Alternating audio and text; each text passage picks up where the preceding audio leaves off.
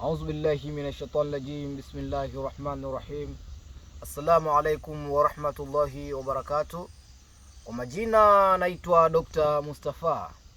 Mimi ni dokta ninaitibu kwa kutumia mitishamba pamoja na dua. Naam ndugu zangu, leo nataka niwapeni ofa. Leo nataka niwapeni zile chembe za kuweza kujitoa katika umasikini. Ofa hii ninayoitoa kwa kila mwanadamu. Haimaanishi wewe ni Muislamu, haimaanishi wewe ni Mkristo. Hiki ninachokieleza hapa kitakwenda kukusaidia wewe kuondokana na hali ya umasikini. Kwa sababu wanadamu wengi sana wenye kunifahamu na wenye kunifuatilia huwa wananiuliza maswali mengi sana. Je, Dr. Mustafa, tunaweza kutengeneza chuma ulete sisi wenyewe? Unaweza kutuelekeza jinsi gani vya kuweza kupata pesa? Mimi sinaga uchoyo, kwa sababu dunia tumeumbiwa ni kupita, sisi ni wanadamu. Sawa, kidogo kile ulichokuwa nacho mpe ndugu yako.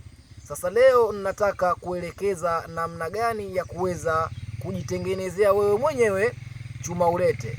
Lakini unapoitengeneza hii chuma ulete, unatakiwa unifate haya ninayo kuelekeza, usije ukaja ukakosea. Jambo la kwanza, ili uweze kuitengeneza chuma ulete kwa ufasaha, hii ninayoelekeza hapa ni chuma ulete kubwa sana na inavuta pesa nyingi sana. Hivyo basi naomba ukae makini kunisikiliza. Jambo la kwanza unachotakiwa kukifanya, uwe na pete. Uwe na lingi ya pete. Pete ile isiwe pete feki, inatakiwa iwe pete original. Sawa, kama hizi nilizokuwa nazo mimi hapa ninazokuonyesheni. Usiwe na pete feki, uwe na pete iliyokuwa original. Jambo la kwanza. Jambo la pili, ama hatua ya pili, utachukua pete yako hiyo. Kama wewe ni mganga, kama wewe tu ni mwanafunzi wangu, kama wewe tu binadamu ambaye unahitaji mwenyewe kuyafungua maisha yako, chukua pete hiyo, tafuta na jogoo mwekundu, tafuta na kitambaa cheusi, tafuta na mishumaa mitatu: mshumaa mwekundu, mshumaa mweusi na mshumaa wa blue. Kishapata vitu vyako hivyo, nenda moja kwa moja mpaka kwenye eneo la makaburi. Tafuta kaburi la mtu ambaye amekufa zamani sana, kama labda tunasema amefariki mwaka 1981, ni mtu mzima ina maana. Ukishafika katika kaburi lile, utasema assalamu alaikum wa rahmatullahi wa barakatuh mara 3. Ukishamaliza kusema assalamu alaikum wa rahmatullahi wa barakatuh, utapiga goti katika kaburi lile. Utachukua mishumaa yako, utaiwasha. Mmoja utauwasha miguuni, miwili utaiwasha mabegani, na maana kona ile na kona ile katika lile kaburi. Sawa. Ukishamaliza hapo, utachimba shimo. Ukishamaliza kuchimba shimo, mchinje kuku yule ndani ya lile shimo, damu iingie katika lile shimo. Utachukua pete yako mfano wa hii niloivaa ama hizi nilizokuonyesheni. Sawa, utaiweka katika lile shimo. Ukishaweka katika shimo, utafukia shimo lile. Ukishamaliza kufukia shimo lile, bismillahi, toka zako moja kwa moja mpaka nyumbani kwako. Kama we mganga, rudi kilingeni kwako. Lakini pale wakati unaenda, unatakiwa uende nyakati za saa 7 ya usiku. Lizingatieni hilo. Ingia makaburini saa 7 za usiku. Ukishamaliza kutoka katika eneo la makaburi, kishaudi zako nyumbani kwako, hakikisha hiyo siku hutakiwi kuoga. Na usilale na mwanamke kama wewe ni mwanaume. Na kama wewe ni mwanamke, usilale na mwanaume pia vile vile. Sawa. Ukishamaliza, amka asubuhi saa 12. Rudi tena katika eneo lile la makaburi ukiwa umeshika udi 7. Washa udi zako 7. Ukimaliza kuwasha udi zako zile 7, piga assalamu alaikum wa rahmatullahi wa barakatuh katika kaburi lile. Sema, ewe mzimu ambao nimekuja kukualika hapa kwa niaba ya kunifungulia mali na kunifungulia utajiri, nimekuja mimi kuchukua hii amana yangu. Amana yako ni nini? Ni ile pete ambayo jana ulijikabidhi pale. Bismillahi, fukua lile shimo lako. Ukimaliza kufukua lile shimo lako, chukua pete yako, rudi nayo mpaka nyumbani. Ukishafika nyumbani, pete ile sehemu gani inakaa? Pete ile huwa inakaa ndani ya begi. Begi lile linatakiwa liwe begi jeusi. Begi lile linatakiwa liwe begi jeusi, kwa sababu ile pete huvuta pesa ndani ya lile begi. chukua pete yako itie katika lile begi. Ukimaliza kuitia katika begi, toka nalo begi lile muda wowote, saa yoyote, mpaka sehemu yenye mbuyu. Mbuyu huo unatakiwa uwe mbuyu mkubwa sana ndugu zangu. Mfano kama huu mnavyoweza nyinyi kuona, kwa sababu hapa nilipokuja ni eneo lenye mbuyu. Hapa ndo ninapofanyia matambiko yangu yale ya asili. Sawa, ukishafika katika mbuyu kama huu, ni nini cha kufanya? Utachukua begi lako lile kama lilivyo, pete ikiwa ndani. Begi lile naomba uliache pale katika mbuyu. Hakika begi lile hatakuja kuliona binadamu yoyote, hatakuja kulichukua mtu yoyote. Katika mbuyu kuna sehemu nyingine zinakuwa zina mlango.